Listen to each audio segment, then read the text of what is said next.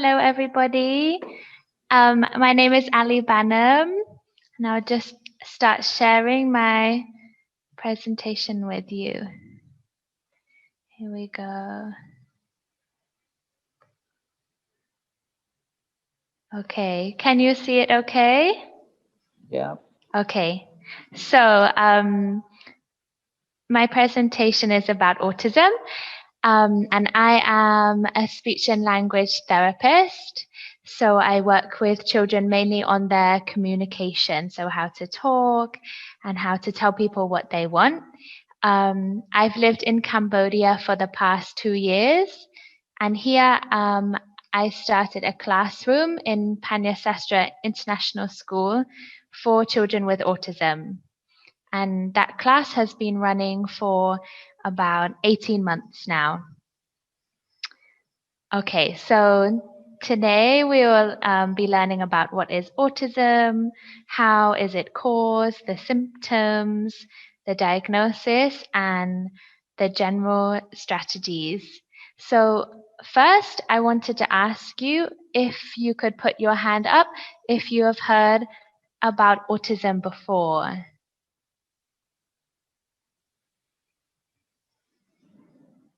Okay, so some people haven't heard about it. What about if, have any of you had a child in your class that has autism that you've had to teach? If you have, you can put your hand up. Okay, some have, some haven't. Okay, so I think that's a good place to start. So autism, it's a lifelong developmental disability that affects how people communicate and interact with others. So here are lots of different words that people use to describe autism, but really they all mean the same thing, autism. And one of the important points here, I think, is to say that it is lifelong.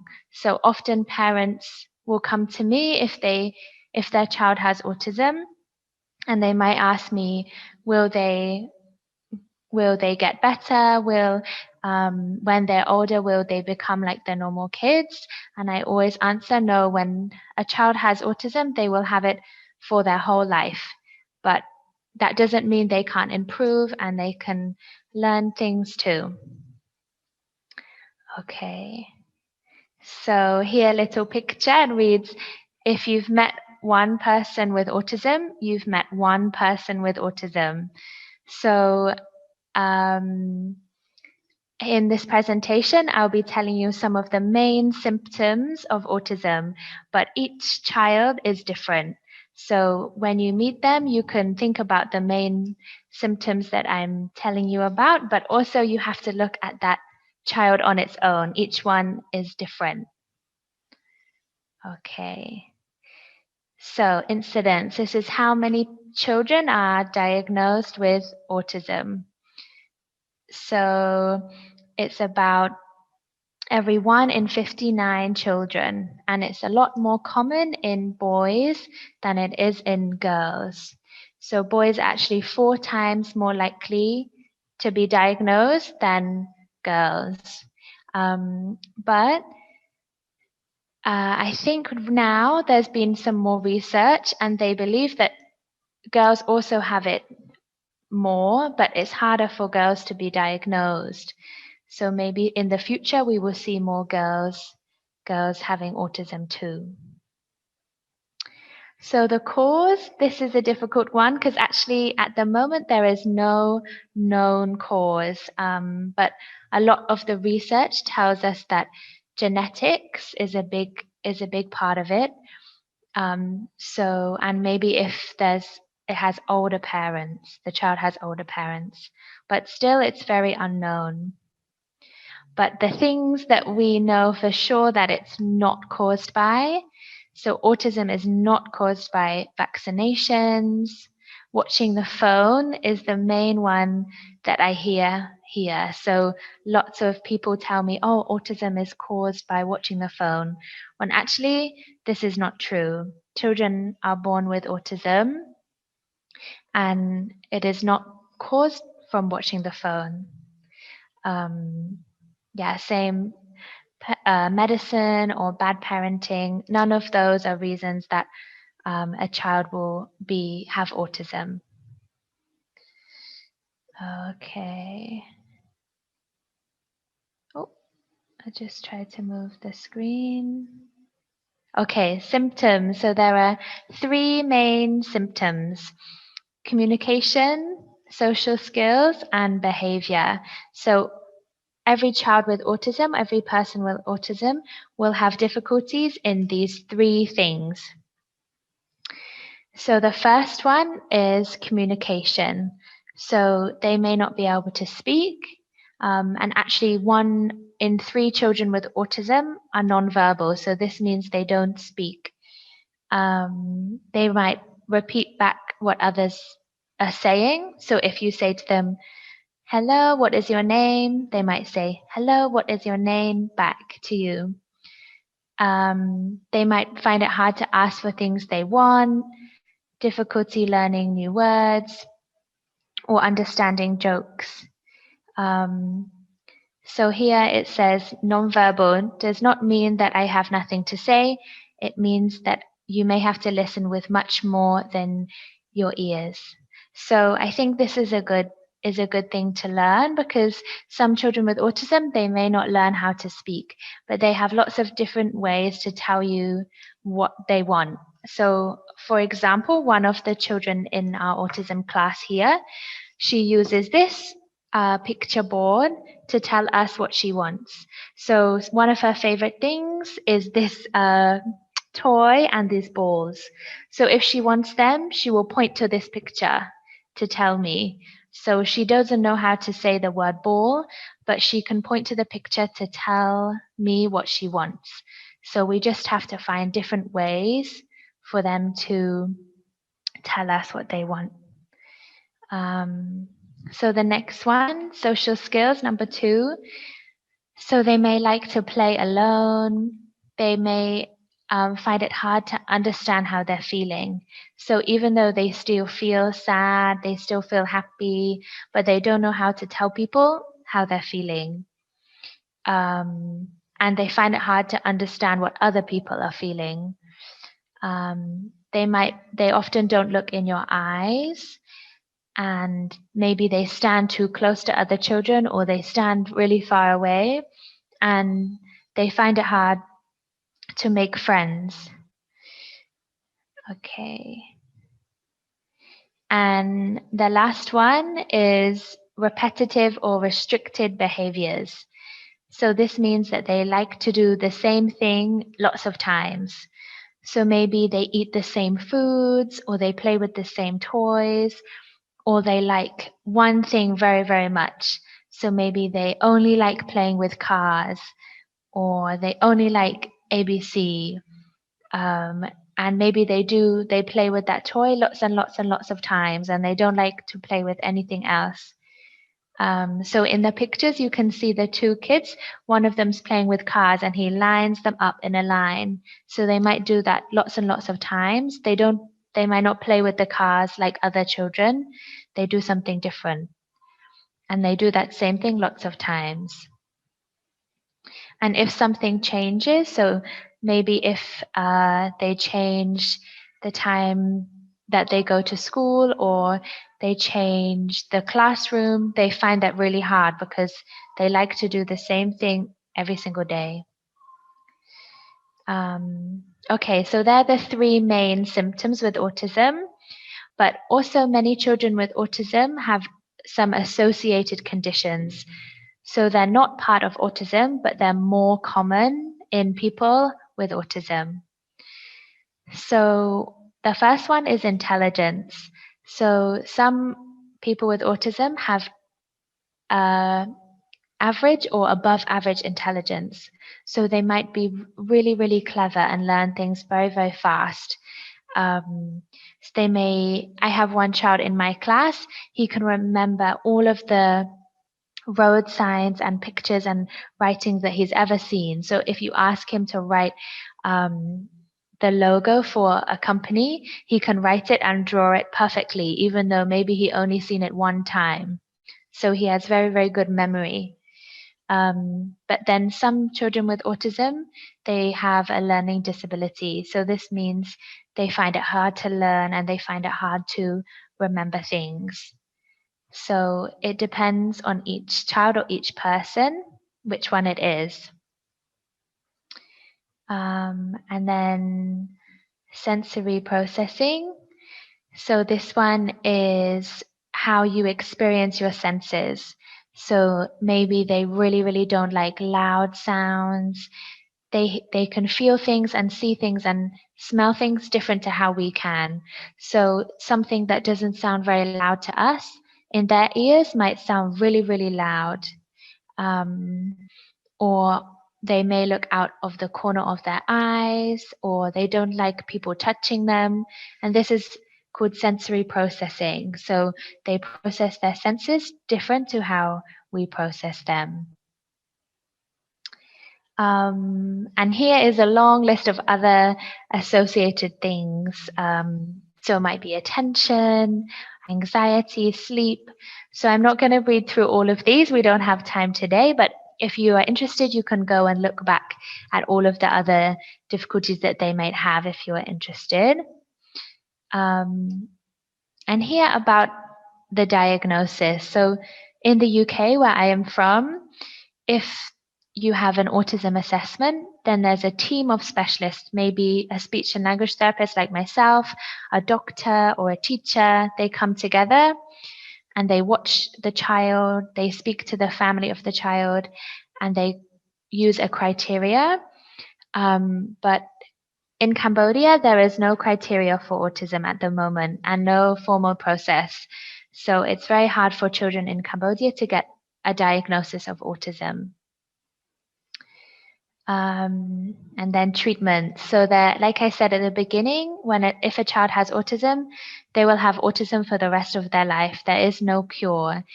But there is lots of strategies that can help those children to learn and develop and be able to speak more or do other things more than they could before. And yeah, so there's no cure, just treatments and things we can help them with. Okay, so here are some general strategies you can use to help children with autism to learn. So keep the room quiet, use a visual schedule. So here are some pictures of visual schedules. So it uses pictures to show what is happening in their day. And here's one I use in my class. So this is for going to the toilet. So each part of the process we have on a picture. And we show this to the child, and it helps them to do those things by themselves. So they follow the schedule, and then they can do it by themselves. And we have the same for their lessons. So this is like writing, maths, puzzles, and once they finish, they put it on the other side to show that they finished it, and they follow this whole schedule. And this helps them to know what is happening in their lesson.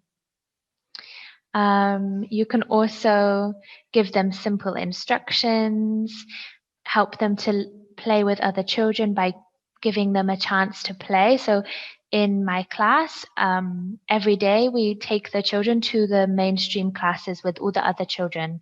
So they're able to play with the other children just the same.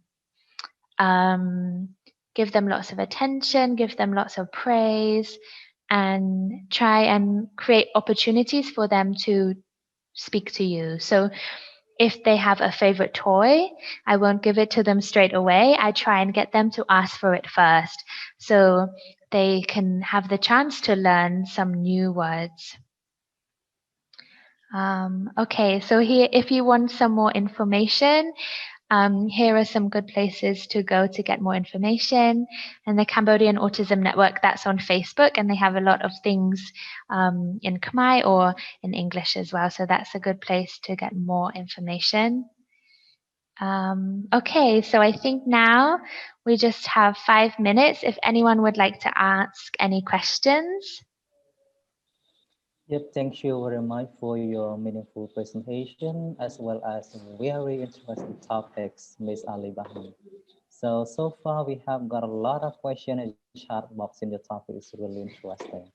So allow me to read the question from the participant for you. Okay. So yeah, the first question is from Dara. How are we going to teach, or what techniques can we use in a class we include with autism students in Cambodia State School? For example, I have faced this case while I was doing the internship. Okay. Yeah, so that's a really good question.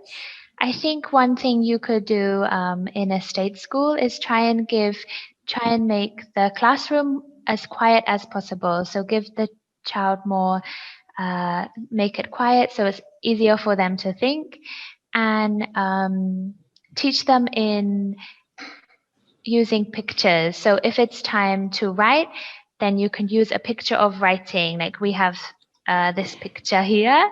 So use a picture of writing, like a visual timetable is a good way for children to learn um, in the mainstream classes. So they know what they need to do. Yeah. Yeah, thank you very much for your answer. So here come another question. I think Kanchana, there seems to be similar question to what Ali have mentioned at the moment. So let's come to the next question from Pen Pisai. Mhm. From what age of children can we start to recognize whether they are autism or not? Okay, so I think the earliest age we could recognize a child has autism is about 2 years old. But it could be a little bit later, maybe 4 or 5, depending on the child. Um, Often children with autism, maybe when they're 1, they learn to say a few words and they don't show any symptoms. And then when they're about 2 years old, they start to show the first symptoms of autism. So I think about 2 is the first, and maybe about 4 or 5 is when most children are diagnosed. All right, thank you so much. So we have a lot of questions waiting for you to answer. So just Okay. try to combine the two questions together from Pauline Kung and Sok Lip. Just try to combine the two questions together because the two questions seem to be a little bit similar. Okay. So the question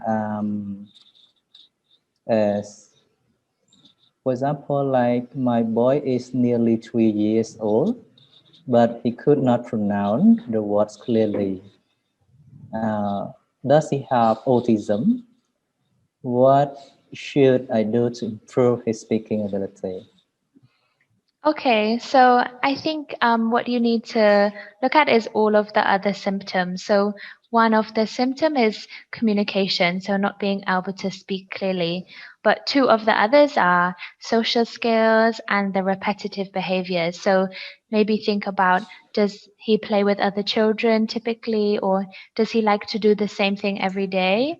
And if not, then I think he maybe it's just that he can't speak clearly, and that's okay. A good thing to do to help him is to talk to him a lot at home. And if he says a word clearly, say it back to him clearly so he hears the right word. Yeah, thank you so much. And here come another question from Dung Sokon. So, Hmm. how to prevent this autism? Pardon? How to prevent this autism? For example, like in case to what strategy do we need to do in order to avoid autism for the children? So, because autism is something that children are born with, and we don't know there's no known cause apart from genetics. At the moment, there's nothing that we can do to prevent it. So, what we can do is help when children do have autism, help them to learn. So, especially from a young age. So, once they have it, we need to try and get them to go to a school. That's very important. Teach them at home, give them opportunities to play with other children. And then they'll be able to develop to the best of their ability. But there's nothing that we can do to prevent the child having autism in the first place. Mhm. All right, thank you so much for your clear explanation and answer to the question. I am pretty sure that this presentation as well as question and answer would be useful for our audience. So because of time constraint, we could not answer all questions that have been dropped in the chat box, and let us sorry for that.